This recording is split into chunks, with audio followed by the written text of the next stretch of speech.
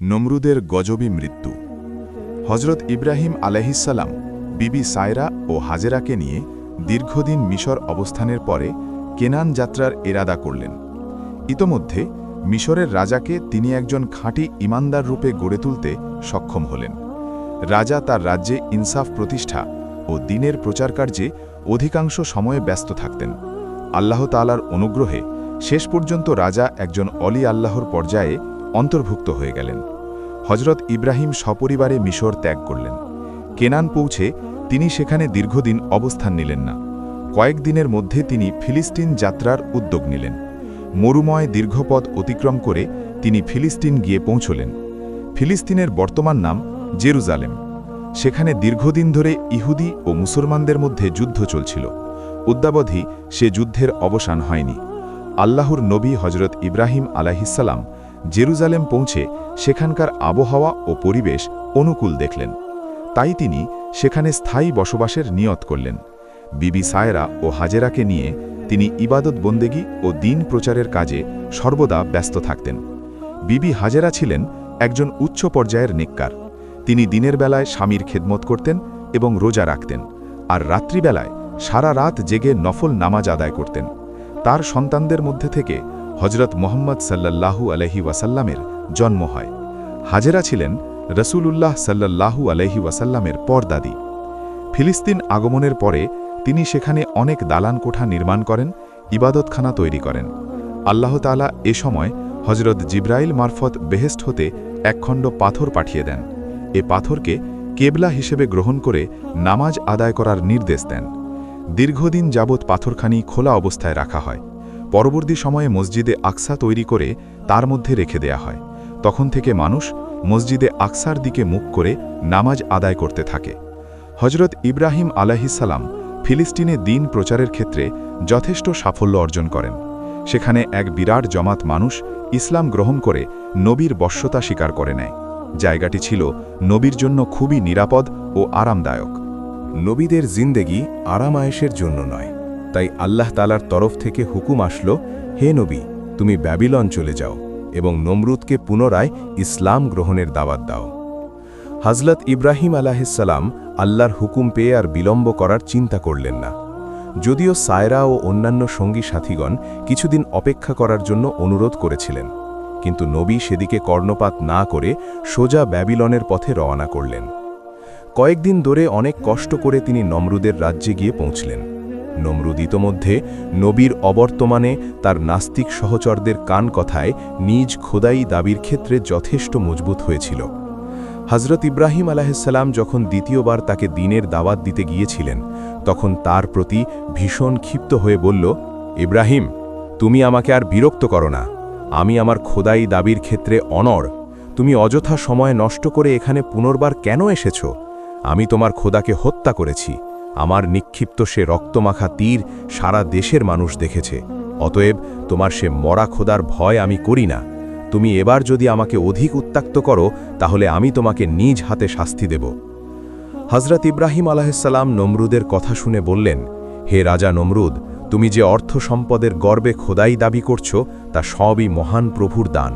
তিনি ইচ্ছা করলে তোমার সমস্ত সম্পদ ছিনিয়ে নিতে পারেন এবং তোমাকে যে কোনো সময় কঠিন বিপদের সম্মুখীন করতে পারেন। তার মোকাবেলা করা তোমার পক্ষে কোনো দিন সম্ভব নয়। অতএব সমস্ত অহমিকা পরিত্যাগ করে মহান আল্লাহ তাআলার উপর ঈমান আনো। তিনি যদি তোমার উপর বিরূপ হন, তাহলে তোমার শক্তি ও অর্থের দম্ভ চূর্ণ বিচূর্ণ হয়ে যাবে। অতএব আর সময় নষ্ট করো না। তোমার জীবনের অন্তিম সময় প্রায় এসে গেছে। আমি তোমাকে শেষবারের মতো দ্বীনের দাওয়াত দিতে এসেছি। নমরুদ নবীর কথা শুনে তেলে বেগুনে জ্বলে উঠল এবং কর্কশ স্বরে বলল, ইব্রাহিম, তুমি ও তোমার খোদা আমার রাজ্য থেকে চলে যাও, না হয় আমার সাথে মোকাবেলা করার জন্য সম্মুখে হাজির হও। নবী বললেন, হে রাজা নমরুদ, তুমি আমার মহান আল্লাহর সাথে মোকাবেলা করতে চাও? তবে প্রস্তুত হও। কবে কোথায় এ মোকাবেলা হবে বলে দাও। নমরুদ বলল, হ্যাঁ, উত্তম প্রস্তাব। আজ সকল বুঝাপড়ার চূড়ান্ত হবে যুদ্ধক্ষেত্রে। এই বলে নমরুদ তখন থেকে সৈন্যদের প্রস্তুতি নিতে আদেশ দিলেন। হজরত ইব্রাহিম আলাইহিসসালাম বিমর্ষ বদনে সেখান থেকে নিজ আত্মীয় স্বজনের নিকট ফিরে এলেন। আত্মীয় স্বজনদের কতক নবীকে আদর করল এবং প্রাণ দিয়ে যত্ন করল। আবার কতক বিরোধিতা করতেও ছাড়ল না। নমরুদ ঘোড়সাওয়ার, পদাতিক ও যন্ত্র বিশেষজ্ঞ সৈনিকদেরকে 3 দিনের মধ্যে ব্যাবিলনের উন্মুক্ত ময়দানে সমাবেত হওয়ার জন্য নির্দেশ দিলেন। মহারাজার হুকুম অনুসারে সারা দেশে সমরসজ্জা আরম্ভ হল। সেনাবাহিনীকে তৃপ্তিদান কল্পে মহিলা ব্যাটালিয়ন পর্যন্ত ময়দানে হাজির হতে কসুল করল না। 2 দিনের মধ্যে ব্যাবিলনের উন্মুক্ত ময়দান সেনা ছাউনিতে ভরে গেল। 1800 বর্গমাইল জুড়ে সেনাবাহিনী তাঁবু খাটাল। সেখানে সাধারণ সৈন্য, ডাক্তার, নার্স, বৈজ্ঞানিক ও প্রমোদ বালাদের সাথে 8 লক্ষ বর্ম পরিহিত অশ্বারাহী সৈন্য মোতায়েন ছিল। সে এক বিশাল আয়োজন। নমরুদ সেনা মোতায়েনের কাজ সমাপ্ত করে হজরত ইব্রাহিম আলাইহিসসালামকে খবর দিল। হজরত ইব্রাহিম আলাইহিসসালাম নমরুদের সম্মুখীন হলে সে বলল, কোথায় তোমার খোদা এবং কোথায় তার সৈন্য সামন্ত? হজরত ইব্রাহিম আলাইহিসসালাম বললেন, তুমি যে সামান্য প্রস্তুতি নিয়ে আমার খোদার মোকাবেলার জন্য অগ্রসর হয়েছ, এটা অত্যন্ত হাস্যকর। আমার খোদা ইচ্ছা করলে ক্ষুদ্র প্রাণী মশক দ্বারা তোমারে বিশাল বাহিনী নিমিষের মধ্যে খতম করে দিতে পারেন। নমরুদ নবীর কথা শুনে এক অট্টহাসি দিয়ে বললেন, তোমার খোদার ক্ষমতা থাকে তো সম্মুখে আসতে বলো। তোমার খোদাকে আমি অনেক পূর্বে খতম করেছি। এখন যদি তার কিছু সেনা সৈন্য থাকে, তাও আমরা এক পলকে ধূলিসাৎ করে দেব। ইব্রাহিম, ভালোভাবে ভেবে দেখো, মিথ্যার আশ্রয় নিয়ে আমাকে হয়রান করার পরিণাম তোমার জন্য বিপজ্জনক। তার চাইতে বরং তুমি আমাকে খোদা বলে স্বীকার করে নাও। এটা তোমার জন্য সর্বোত্তম বলে আমি মনে করি। আমি তোমাকে 5টি রাজ্যের অধিপতি করে উহার শাসনভার তোমার হাতে তুলে দেব। তুমি সেখানে স্বাধীনভাবে মহা আরামে রাজত্ব করবে এবং সুখে দিন কাটাবে। তোমার চাকর নকর দাসীবাদীর প্রাচুর্য সহ ধনসম্পদের পাহাড় তোমার পায়ের নিচে পড়ে থাকবে। চিরদিনের জন্য তোমার ও আমার মাঝে এক শুভ সুহৃদ্যতা বজায় থাকবে। এমনকি তুমি যদি চাও, তবে আমি আরও 10-20টা রাজ্য তোমাকে অর্পণ করব। আমি আমার নিজের কসম খেয়ে তোমাকে এ অঙ্গীকার দিচ্ছি। পৃথিবী লয় হয়ে যেতে পারে, কিন্তু আমার অঙ্গীকার সামান্যতম ব্যতিক্রম হতে পারে না। যদি তুমি আমাকে বিশ্বাস করতে না পারো, তাহলে এখনই আমি আমার সমাবেশকৃত সেনাবাহিনীদের মোকাবেলায় সমস্ত কথা লিখে দিতে সম্মত আছি। অতএব বিষয়টি শেষবারের মতো একবার ভেবে দেখ। হজরত ইব্রাহিম আলাইসাল্লাম নমরুদের কথায় অগ্নিশর্মা হয়ে উঠলেন এবং কঠোর ভাষায় বললেন, হে আল্লাহর গজববান্দা, তুই আমাকে ধনসম্পদ ও রাজ্যের প্রলোভন দেখাচ্ছিস? তুই জানিস না যে আমি আল্লাহর নবী? নবীদের দোয়া কখনোই বিফল হয় না। অতএব তুই সাবধান হয়ে যা। 3 দিনের মধ্যে আল্লাহর গজব এসে তোর সমস্ত অহংকার চূর্ণ বিচূর্ণ করে দেবে। এই বলে হজরত ইব্রাহিম আলাইসাল্লাম সেখান থেকে দ্রুত বিদায় হলেন। হজরত ইব্রাহিম আলাইসাল্লাম নিজ বিশ্রামাগারে গিয়ে অজু করে 2 রাকাত নামাজ আদায় করলেন এবং নমরুদকে ধ্বংসের জন্য দোয়া করলেন। নবীর মোনাজাত শেষ না হতেই সেখানে হজরত জিব্রাইল আলাইসাল্লাম অবতীর্ণ হয়ে হজরত ইব্রাহিম আলাইসাল্লামকে জানালেন, আল্লাহ আপনার দোয়া কবুল করেছেন। তবে কি ধরনের গজব আপনি কামনা করেন তা আমাকে বলে দিন। হজরত ইব্রাহিম আলাইসাল্লাম বললেন, আল্লাহ তালার ক্ষুদ্রাতি ক্ষুদ্র সৃষ্টি মশক দিয়ে নমরুদের মহাপরাক্রমশালী সৈন্যদেরকে খতম করার আজ্ঞা প্রার্থনা করছি।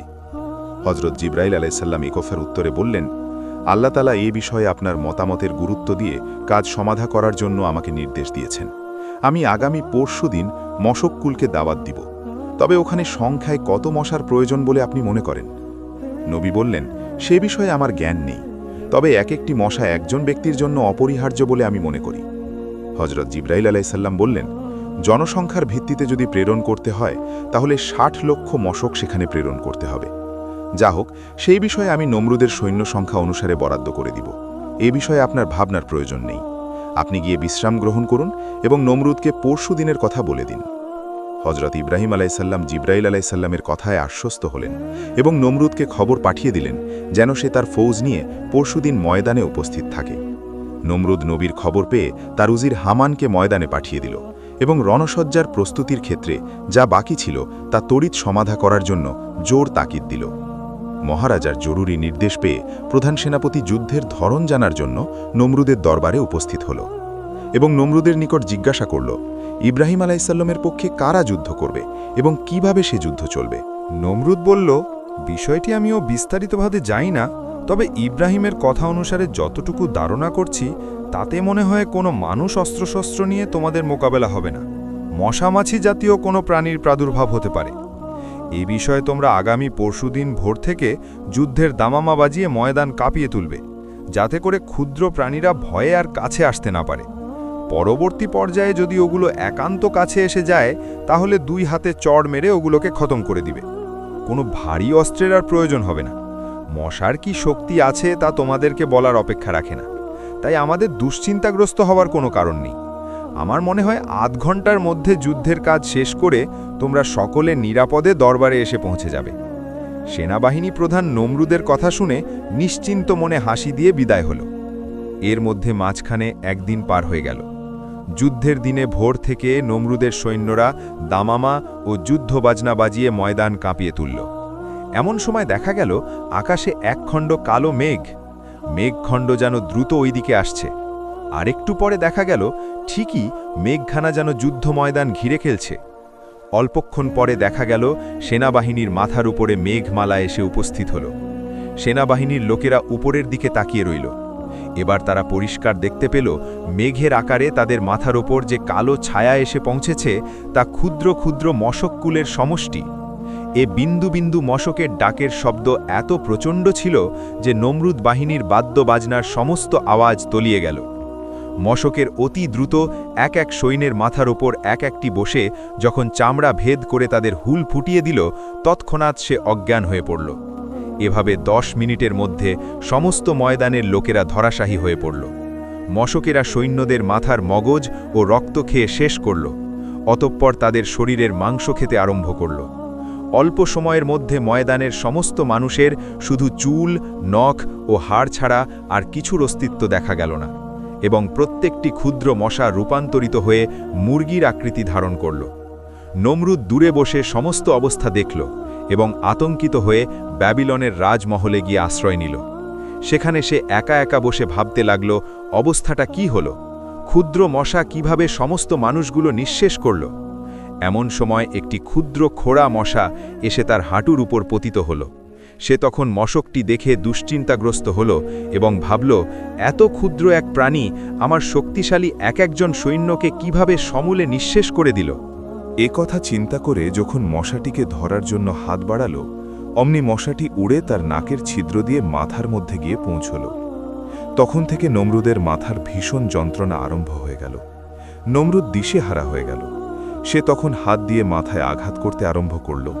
তাতে একটু উপসম্বোধ করল, কিন্তু মাথায় আঘাত করা বন্ধ করে দিলে তখন মাথায় যন্ত্রণা শুরু হয়ে যায়। নমরুদ এই অবস্থায় কয়েকটি কাঠের ছোট হাতুড়ি বানাল, যা দিয়ে মাথায় আঘাত করা সহজ হয়। একদিন এক রাত অতিবাহিত হবার পরে এই কাজের জন্য একজন কর্মচারী নিয়োগ করা হলো। সে কাঠের হাতুড়ি দ্বারা সর্বক্ষণ মাথায় আঘাত করত। এতে সে মোটামুটি কিছুটা সুস্থতা বোধ করত। এ সময় আল্লাহ তাআলা জিবরাইল আলাইহিসসালাম মারফত নবীকে পুনরায় নমরুদের নিকট ঈমানের দাওয়াত জানানোর জন্য যেতে আদেশ দিলেন। নবী নমরুদের নিকট গিয়ে বললেন, আমার খোদার শক্তি সম্বন্ধে এবার তোমার অভিজ্ঞতা হওয়া উচিত। অতএব এখন শিরকি পরিত্যাগ করে আল্লাহ তাআলার একত্ববাদে বিশ্বাস স্থাপন করো। একবার কালেমা পাঠ করো। আমি তোমার পরকালের নাজাতের জামিন হব। নমরুদ বলল, তুমি একজন বিশ্ব জাদুকর। আমি তোমার জাদুর নিকট নতি স্বীকার করার পাত্র নই। যাও, তুমি তোমার খোদাকে নিয়ে থাকো, আর আমাকে পৃথিবীর খোদা হিসেবে নির্বিঘ্নে থাকতে দাও। হযরত ইব্রাহিম আলাইহিসসালাম বললেন, যদি এবারেও তুমি ইসলাম কবুল না করো, তবে তোমার গজবী মৃত্যু হবে। পরকালে দোজখের কঠিন আযাব ভোগ করবে এবং তোমার রাজ্য ছিন্ন ভিন্ন হয়ে সেখানে বহু লোকের রাজত্ব কায়েম হবে। নমরুদ নবীর কথার উত্তরে বলল, আমার যাই হোক, তাতে তোমার কি যায় আসে? তুমি তোমার মুক্তির চিন্তা করো। তোমারও কঠিন পরিণাম ভুগতে বেশি দিন বাকি নেই। যাই হোক, হযরত ইব্রাহিম নমরুদের কথা শুনে খুব বিমর্ষ হয়ে ফিরে এলেন। এ সময় জিবরাইল আলাইহিসসালাম এসে নবীকে বললেন, হে আল্লাহর দোস্ত, নমরুদের কথায় আপনি মনক্ষুণ্ণ হবেন না। তাকে শেষ দাওয়াত দেয়া আপনার দায়িত্ব ছিল, তা সমাধা হয়েছে। পৃথিবীতে কয়েকজন মোহরযুক্ত কাফের আছে, যারা কোনোদিন ঈমানের দাওয়াত কবুল করবে না। নমরুদ তাদের মধ্যে একজন। আপনি নমরুদের ইসলাম গ্রহণের বিষয়ে দুশ্চিন্তাগ্রস্ত হবেন না। তার ইহলীলা শেষ হতে আর বেশি দিন বাকি নেই। এ কথা বলে জিবরাইল আলাইহিসসালাম চলে গেলেন। নবী জিব্রাইল আলাইসাল্লামের কথায় নিজেকে দায়মুক্ত মনে করে কিছুটা ক্ষান্ত হলেন। নমরুদের কর্মচারী দিন-রাত তার মাথায় আঘাত করে চলছে। আঘাতকারী কর্মচারীর সংখ্যা বৃদ্ধি করা হলো। প্রত্যেককে ৮ ঘণ্টা করে ডিউটি ভাগ করে দেয়া হলো। ইতোমধ্যে তার রাজ্যে নানা রূপ বিশৃঙ্খলা দেখা দিল। বর্ডার এলাকার কয়েকটি রাজ্য স্বাধীনতা ঘোষণা করল। কর্মচারী মহল নমরুদের কথার প্রতি তেমন ভ্রুক্ষেপ করত না। যে যার ইচ্ছামতো দায়িত্ব পালন করে যেতে লাগল। এতে পরস্পর বিরোধ ও সংঘাতের সৃষ্টি হল। রাজদরবারের কিছু সংখ্যক কর্মচারী বহু টাকা পয়সা আত্মসাৎ করে দরবার ছেড়ে চলে গেল। অপরদিকে যেসব সৈন্যরা যুদ্ধক্ষেত্রে জীবন দিয়েছে তাদের আত্মীয় স্বজনেরা নমরুদের উপর ভয়ানক ক্ষিপ্ত হয়ে উঠল। তারা প্রচুর ক্ষতিপূরণ দাবি করল। প্রতিদিন মৃত সৈনিকদের মা, বোন ও স্ত্রীরা রাজদরবারে এসে ভিড় জমাতে লাগল। তাতে ওদিকে নমরুদের অবস্থা দিন দিন কাহিল হতে আরম্ভ করল। সে শারীরিক ও মানসিকভাবে খুবই দুর্বল হয়ে পড়ল এবং বিবেক বুদ্ধি অনেকটা লোপ পেল। স্মরণশক্তি কমে গেল, মেজাজ রুক্ষ হল, ধৈর্য বলতে কিছুই বাকি থাকল না। এমতাবস্থায় তার অনুগত ব্যক্তিবর্গেরা তার নিকট থেকে সরে গেল। এমনকি তার নিয়মিত পরিচর্যা পর্যন্ত ব্যাঘাত সৃষ্টি হল। একদিন তার মাথায় আঘাতকারী একজন কর্মচারী নিজ প্রয়োজনে ক্ষণিকের জন্য বাইরে গিয়েছিল। তখন নমরুদ ক্রোধে অগ্নিশর্মা হয়ে ওঠে। যখন কর্মচারী ফিরে এলো তখন তাকে জুতা দিয়া খুব প্রহার করল। এতে কর্মচারী খুব অপমান বোধ করল এবং সে প্রতিশোধের চিন্তায় ব্যাকুল হয়ে উঠল। একদিন পরে রাত্রিবেলায় যখন তার ডিউটি পড়ল তখন সে গভীর রাতে কাঠের হাতুড়ি দ্বারা নমরুদের মাথার উপর খুব জোরে আঘাত করল। এ আঘাতে নমরুদের মাথা ফেটে চৌচির হয়ে গেল। তখন দেখা গেল তার মাথার খুলির ভেতর থেকে একটি মশা উড়ে চলে গেল। এই সাথে নমরুদের ইহলীলা শেষ হয়ে গেল।